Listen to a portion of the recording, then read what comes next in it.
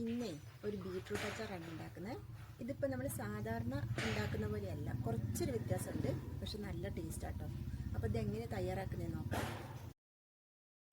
ഈ അച്ചാർ ഉണ്ടാക്കാൻ വേണ്ടിയിട്ട് നമ്മൾ 1 കിലോ അളവിൽ ബീട്രൂട്ടാണ് എടുത്തേക്കുന്നത്. അതൊന്ന് കട്ട് ചെയ്തെടുത്തിട്ടുണ്ട്, ചെറിയ പീസായിട്ട് കട്ട് ചെയ്തെടുത്തിട്ടുണ്ട്. ഇനി നമുക്ക് ആദ്യം തന്നെ ഇതിലേക്ക് ആവശ്യത്തിനുള്ള ഉലുവയും കായും ഒന്ന് വറുത്തെടുക്കണം. അതിനായിട്ട് 1 ടേബിൾ സ്പൂൺ ഉലുവയാട്ടോ എടുത്തേക്കുന്നത്. ഉലുവയൊന്ന് വറുത്തിട്ട് മാറ്റി വെക്കാം. ഇനി കായ ഒന്ന് വറുത്തെടുക്കാം. കായത്തിൻ്റെ കട്ടയാണ് എടുത്തേക്കുന്നത്. നല്ലെണ്ണ ഒഴിച്ചു കൊടുക്കാം. അതിലേക്ക് നമുക്ക് ചെറിയൊരു കഷ്ണം കായ എടുത്തിട്ട് വറുത്തെടുക്കാം.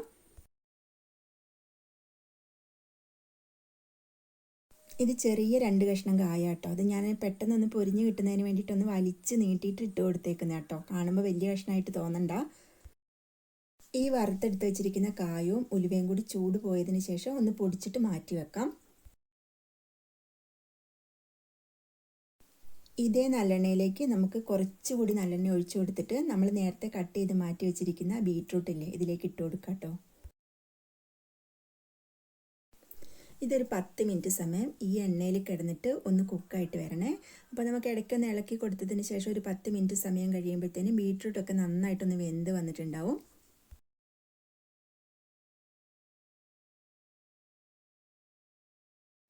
ഈ വെന്ത് വന്നിട്ടുള്ള ബീട്രൂട്ടിനെ നമുക്ക് എണ്ണയില്ലാതെ ഒന്ന് കോരി മാറ്റി വെക്കാം.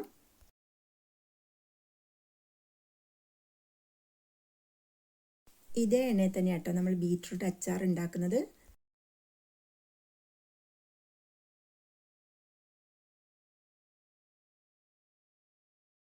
ഇതേ എണ്ണയിലേക്ക് നമുക്ക് കടുക് ഇട്ട് കൊടുക്കാം. 1 ടീസ്പൂൺ കടുകാട്ടോ ഇട്ട് കൊടുക്കുന്നത്. കടുക് ഒന്ന് പൊട്ടി വന്നതിന് ശേഷം നമുക്കിതിലേക്ക് വെളുത്തുള്ളി ചേർത്ത് കൊടുക്കണേ. വെളുത്തുള്ളി എനിക്ക് പ്രത്യേകിച്ച് അളവൊന്നുമില്ല കേട്ടോ. നമുക്ക് ഇഷ്ടത്തിന് കൂട്ടിയും കുറച്ചൊക്കെ ഇട്ട് കൊടുക്കാം. ഒരു 1.5 ടേബിൾ സ്പൂൺ അളവിൽ ഇഞ്ചി അരിഞ്ഞതും കൂടി ചേർത്ത് കൊടുക്കാം കേട്ടോ. ഇനി ഇതിലേക്ക് ചേർത്ത് കൊടുക്കുന്നത് ഒരു 6 പച്ചമുളകാണ്. പച്ചമുളക് ഒന്ന് കട്ട് ചെയ്തതിന് ശേഷം അതും കൂടി ചേർത്ത് കൊടുക്കാം.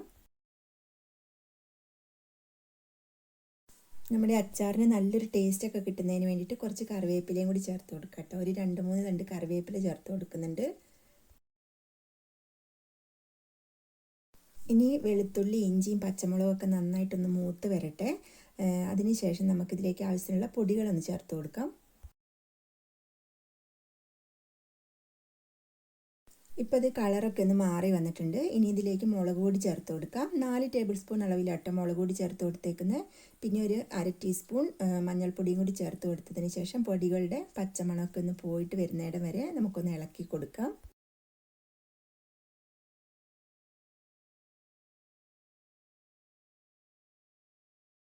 ഈ സമയത്ത് ഇതിലേക്ക് വിനാഗിരി ചേർത്ത് കൊടുക്കണം കേട്ടോ. 1 കപ്പ് അളവിൽ വിനാഗിരി ചേർത്ത് കൊടുക്കുന്നുണ്ട്.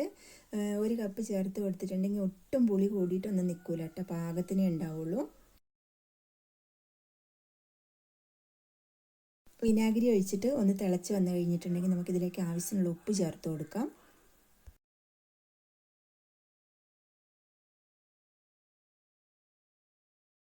ഇനി ഇതിൽ കുറച്ച് സ്പെഷ്യലായിട്ട് ഒരു 1.5 ടേബിൾ സ്പൂൺ അളവിൽ പഞ്ചസാര ചേർത്ത് കൊടുക്കുന്നുണ്ട് കേട്ടോ. പഞ്ചസാര ഒട്ടും വേണ്ട എന്നുള്ളവർക്ക് ഒഴിവാക്കാം. പക്ഷേ ഇങ്ങനെ പഞ്ചസാര ചേർക്കുന്ന സമയത്തിന് അച്ചാറിന് നല്ലൊരു ടേസ്റ്റ് ഉണ്ടാവും കേട്ടോ. ഇനി നമുക്ക് ഇതിലേക്ക് നമ്മൾ നേരത്തെ വഴറ്റി മാറ്റി വെച്ചിട്ടുള്ള ബീട്രൂട്ട് ചേർത്ത് കൊടുക്കാം. നന്നായിട്ട് തന്നെ ഒന്ന് മിക്സ് ആക്കിയിട്ട് എടുക്കാം കേട്ടോ. ഈ സമയത്ത് നമുക്ക് ഉപ്പും മധുരമൊക്കെ ഒന്ന് നോക്കാം കേട്ടോ. ആവശ്യമുണ്ടെങ്കിൽ ചേർത്ത് കൊടുക്കാം. പിന്നെ നമ്മൾ നേരത്തെ പൊടിച്ച് മാറ്റി വെച്ചിട്ടില്ലേ ഉലുവയും കായും കൂടി, അതൊന്ന് ചേർത്ത് കൊടുക്കാം.